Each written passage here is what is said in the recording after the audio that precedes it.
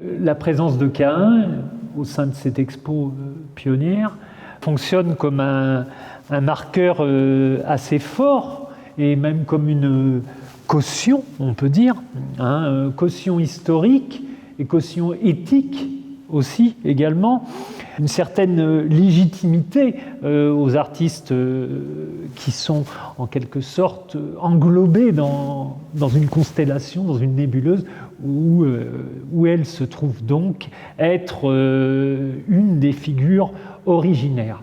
Il faut savoir tout de même que Claude Caïn, c'est d'abord une personnalité qui aujourd'hui est parfaitement connue et reconnue aujourd'hui.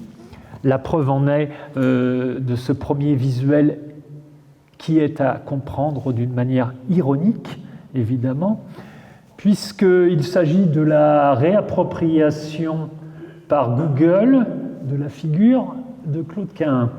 C'est très récent.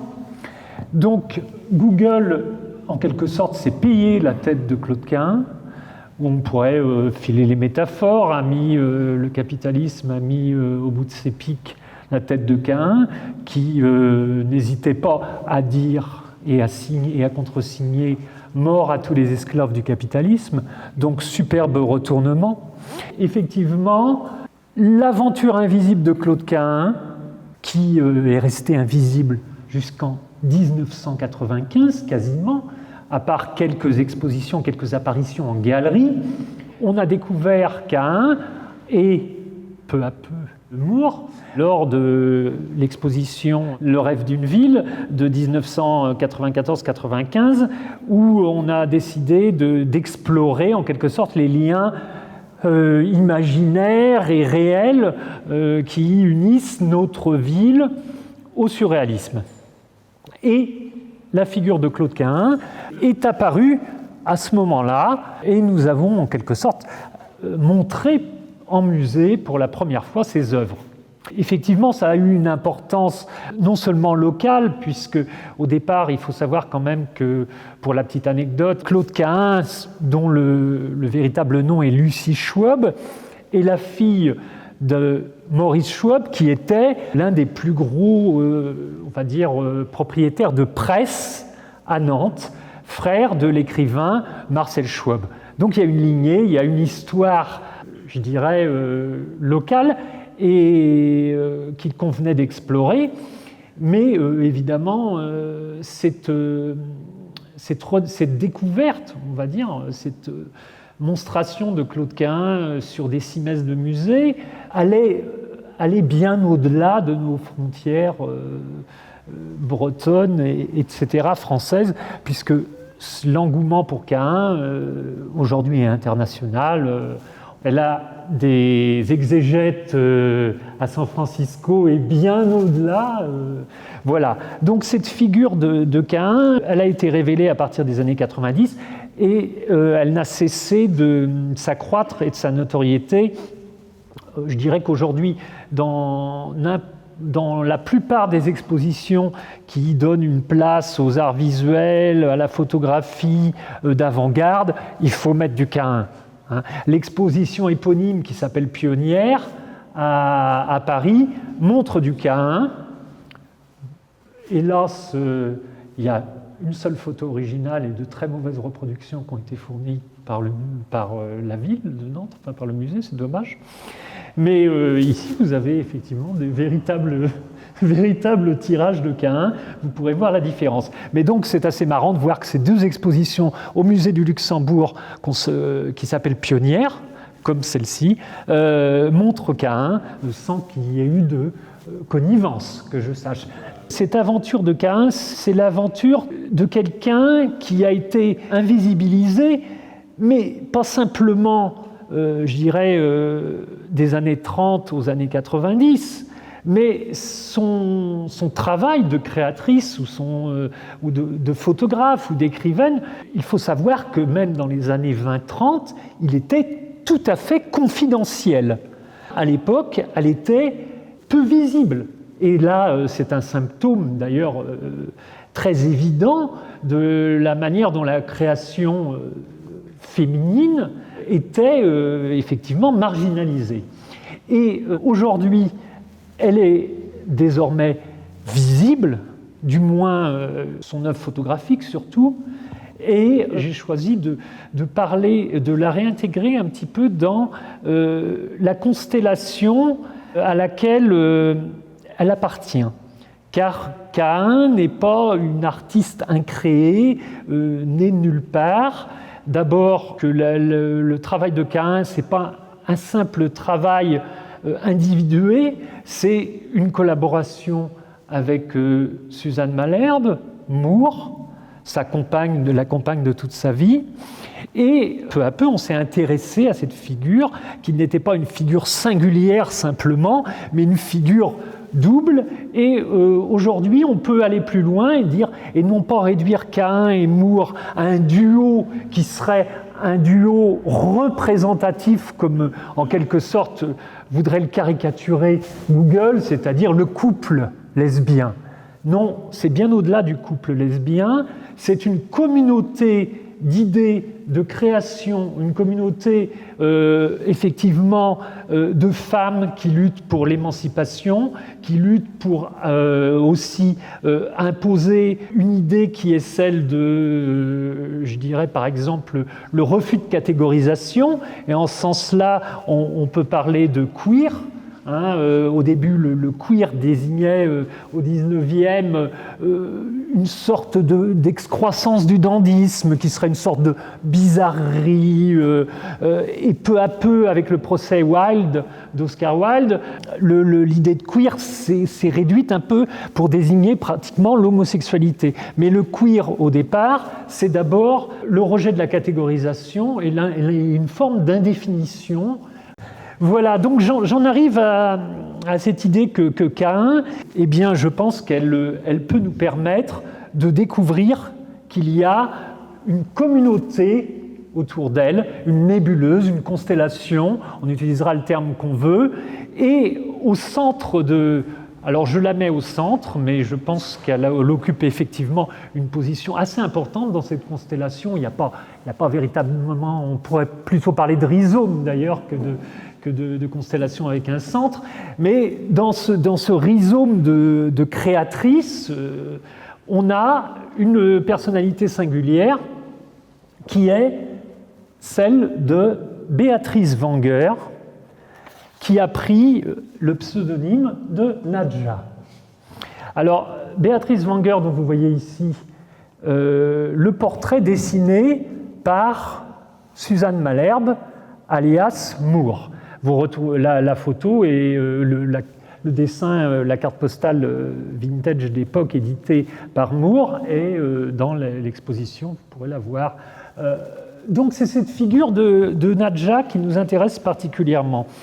Évidemment, tout de suite, on pense à Nadja d'André Breton, surtout quand on est nantais, puisqu'il y a cette fameuse phrase qui a été également récupérée jusqu'à devenir un slogan publicitaire pour la ville. Nadja, le pseudonyme de l'héroïne d'André Breton, on sait, elle s'appelait Léona Delcourt, elle a pris son pseudonyme en référence à Nadja, la danseuse, qui effectivement est très proche de Claude Caïn et qui fait partie, je dirais, de la sphère intime autour de Moore et de Caïn, au point où Moore va dessiner à de nombreuses reprises Nadja, jusqu'à, en quelque sorte, populariser sa figure autour de ses créations. Car Nadja est vraiment une pionnière. Elle est une pionnière qui est, à l'époque, beaucoup moins invisibilisée que Claude Caïn. C'est-à-dire qu'à l'époque, Nadja, c'est une danseuse et on peut dire même c'est explicitement dit dans la presse de l'époque, elle est une des premières performeuses. Elle est américaine. Elle est née à San Francisco où elle a reçu un enseignement qui est celui d'Isadora Duncan. Isadora Duncan, évidemment, figure pionnière, s'il en est véritablement, qui a réussi à casser finalement ce cadre invisibilisant, puisque Isadora Duncan a réussi à, je dirais, se faire reconnaître et connaître à son époque. Et c'est vraiment une figure pionnière. Et Nadja a reçu son enseignement de danse. Et Nadja est issue d'une famille new-yorkaise juive assez fortunée, mais très jeune. Elle est donc un petit peu plus jeune que Caïn. Elle est née en 1891, alors que Caïn est né en 1894. Elle est un peu plus vieille, pardon, que Caïn. Ça a son importance tout de même, parce que Nadja, dès son jeune âge, dès ses 20 ans, même en 14-18, elle va rencontrer Marcel Duchamp dans le salon de sa tante, qui est une artiste qui s'appelle Florine Stetheimer, et où se presse toute l'avant-garde américaine. Donc elle ne vient pas de nulle part, comme Caïn ne vient pas de nulle part. D'ailleurs, tout le travail, c'est de se débarrasser de sa lignée, justement. Lignée sexuelle, mais aussi lignée sociale. Et tout leur travail d'émancipation, je dirais, ça va être aussi ça. Donc Nadja, aux États-Unis, va fréquenter ces milieux un peu quintessensés, enfin ces milieux très modernistes, et décider d'ouvrir sa propre école de danse alors qu'elle n'a pas encore 30 ans. Alors ici, c'est une photographie de Nadja, où on voit certains de ses accessoires de performance, notamment le tambourin, etc. Ce qui est tout à fait intéressant, c'est que cette photo qui peut être attribuée point d'interrogation amour ou à Caïn, ou amour et Caïn, est particulièrement intéressante parce que vous avez en haut un dessin qui a été réalisé par Marcel Moore qui représente Nadja comme un motif dans le tapis, comme une mise en abîme, comme une sorte de marque de complicité. Et je dirais que là, il y a inscription dans cette constellation et hommage, puisque Moore rend hommage à la fois par la photographie, trace, mise en scène de Nadja dans une performance, et accrochage évidemment du dessin. Alors on remarquera d'ailleurs que Moore, comme je le disais, a beaucoup dessiné Nadja, on l'a vu celle-ci, on voit cette photographie qu'on peut attribuer à Caïn et à Moore, pour la bonne et simple raison que vous avez ici un autre dessin de Moore qui a été réalisé, vous le voyez, à partir de la photographie. Et on sait que Moore réalisait un certain nombre de ses dessins à partir de croquis, à partir de photographies qui étaient faites de certains spectacles. Voilà donc pour l'inscription de Nadja dans cette constellation. Là, on retrouve, vous voyez le dessin un peu plus loin, ici, qui a été également édité en carte postale.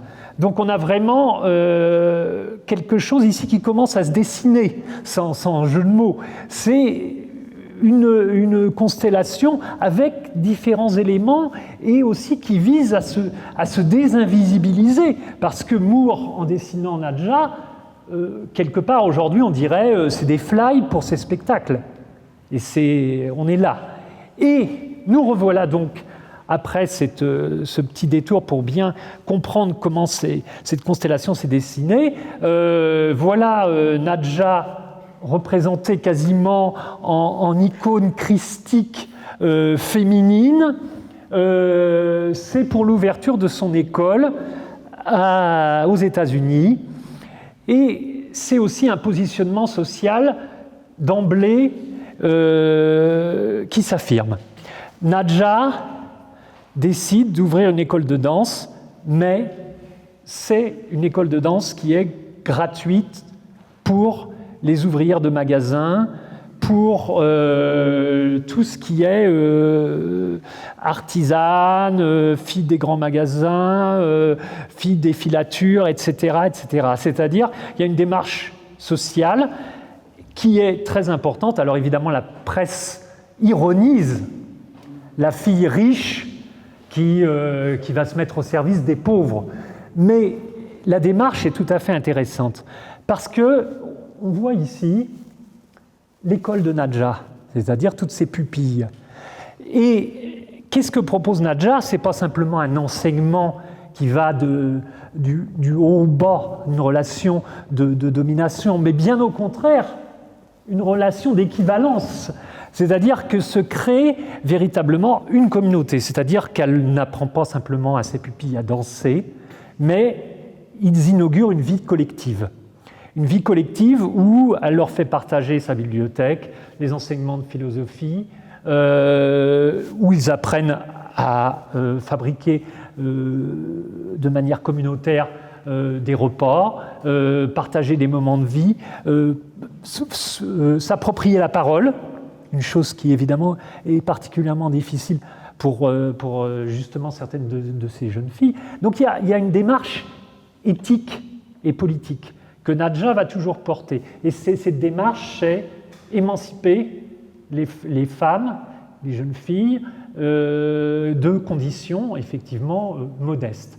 Donc il y a vraiment dès le début, elle n'a pas encore 30 ans, voilà, et c'est aussi dans le projet d'Isadora Duncan, mais qui est souvent effacé, un peu écrasé. Le do-it-yourself, c'est Isadora et Raymond Duncan. C'est eux qui ont inventé ça. Et évidemment, il y a des rebonds des années 20 aux années 70. Ça, c'est indéniable. Donc, voilà Nadja. Nadja débarque à Paris.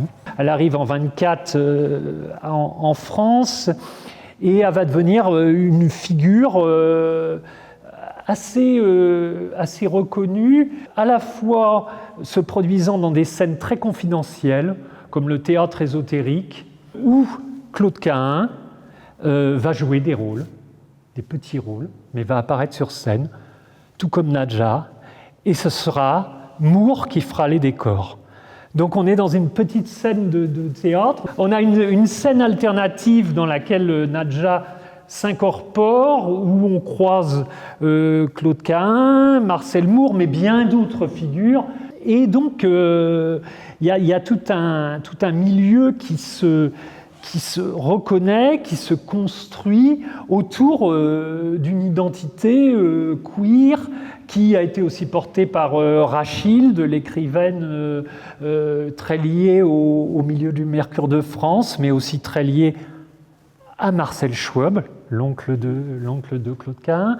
Donc il y a toute une scène liée aussi à Oscar Wilde. Donc il y a toute une scène queer au sein de laquelle Nadja va vraiment s'incorporer et devenir en quelque sorte une figure repère, puisqu'elle va beaucoup, à la différence de Cahun et Moore, elle reçoit beaucoup la communauté américaine chez elle. Elle va, à partir des années 30, elle crée véritablement un centre social de ressources pour les femmes de tous les pays. Et en 1935, elle annonce la formation d'un cercle international féminin avec un slogan « Femmes de tous les pays, unissons-nous ». Donc on voit qu'il y a quand même toute une constellation qui, en quelque sorte, s'organise. Essaye d'organiser son émancipation. Et ça, c'est vraiment important. Et Nadja continue ses performances, et puis elle va aussi porter la subversion, pas simplement dans son petit milieu.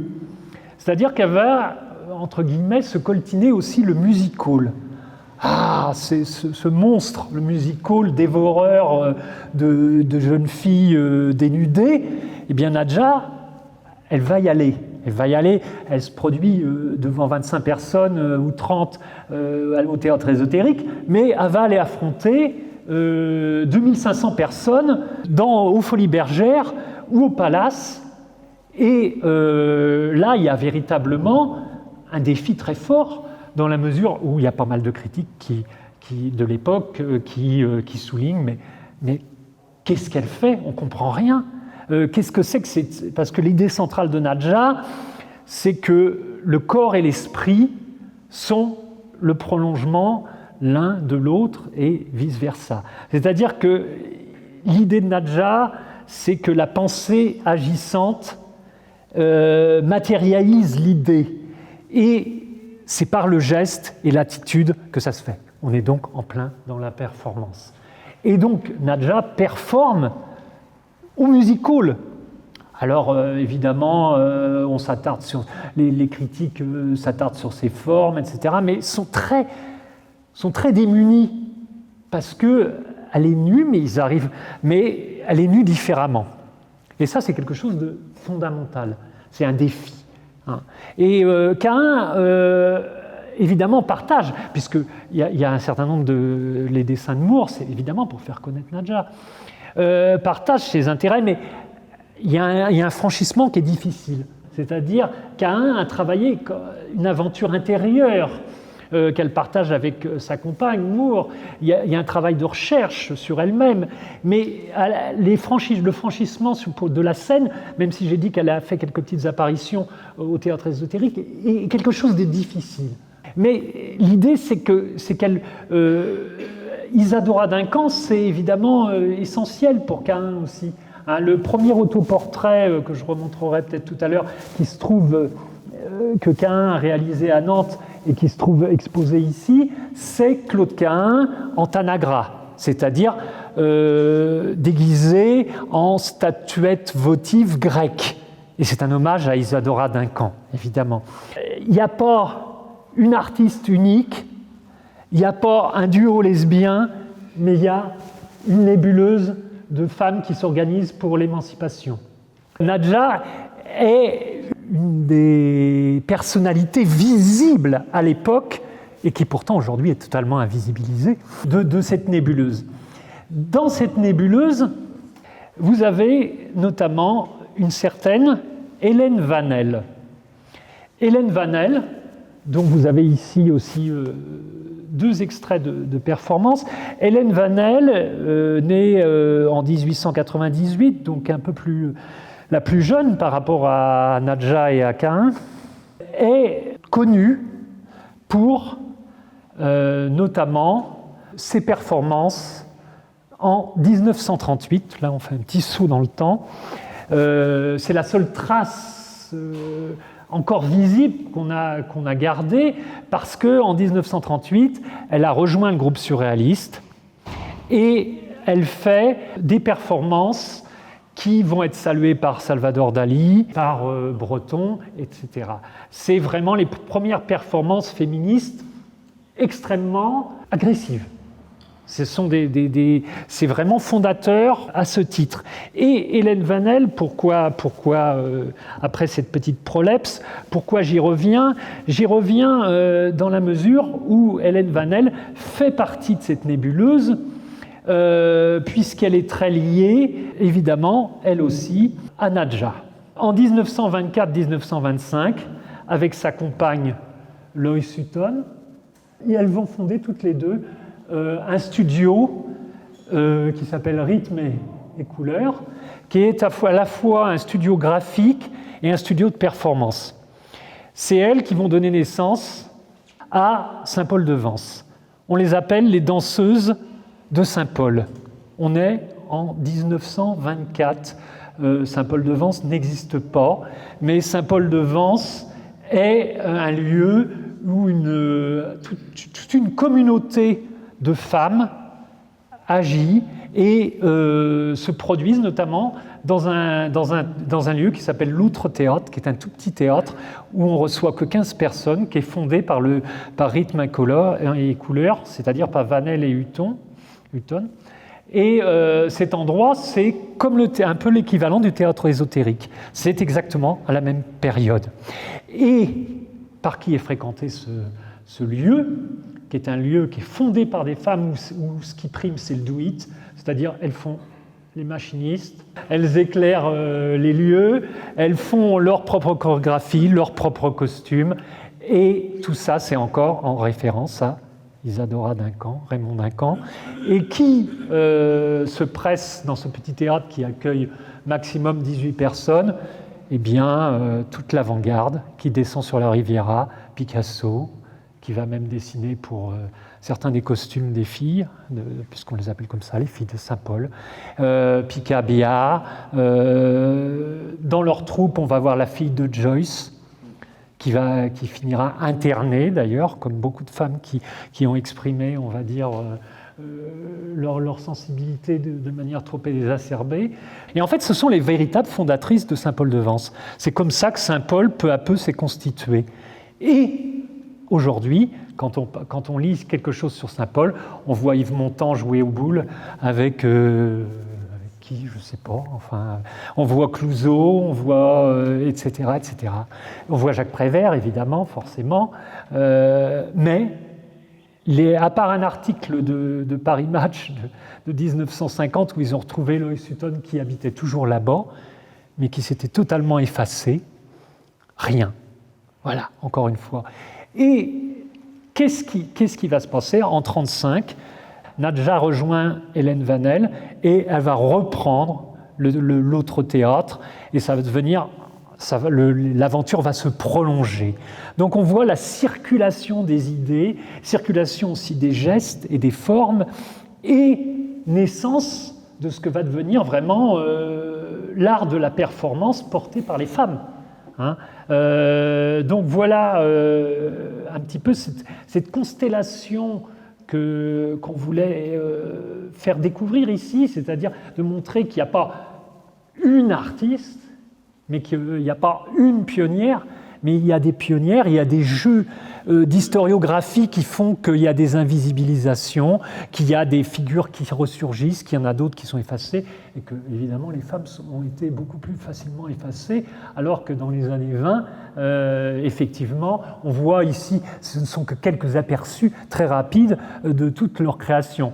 Là, vous avez une photo d'Hélène Vanel, faite par Blumenfeld, Erwin Blumenfeld, qui est un grand photographe, et on retrouve Hélène Vanel. Une de leurs particularités, c'est la danse avec les masques. Alors évidemment, pour qui connaît un peu l'œuvre de Caïn, bien entendu, c'est le partage des mêmes motifs. Le masque comme attribut, le masque qui permet d'invisibiliser ou de non identifier la personne. Le masque, c'est l'attribut du multiple, tout en étant porté par du singulier. Et évidemment, c'est central. Pour finir, voici le carton d'invitation à l'expo surréaliste de 1938 que j'évoquais tout à l'heure, où il y a les performances d'Hélène Vanel, ce qui est quelque chose d'assez incroyable dans l'histoire du surréalisme, parce qu'on reproche toujours au surréalisme de n'être qu'une production d'hommes. Eh bien, pour une fois, en 1938, Hélène Vanel est écrite en typo aussi grosse que André Breton, ce qui est quand même quelque chose d'assez extraordinaire. Et donc, on peut voir, vous pourrez voir, il y a eu des photographies de ces performances, de fait, apparition d'être objet, hystérie, acte manqué. On voit le registre dans lequel Vanel va travailler.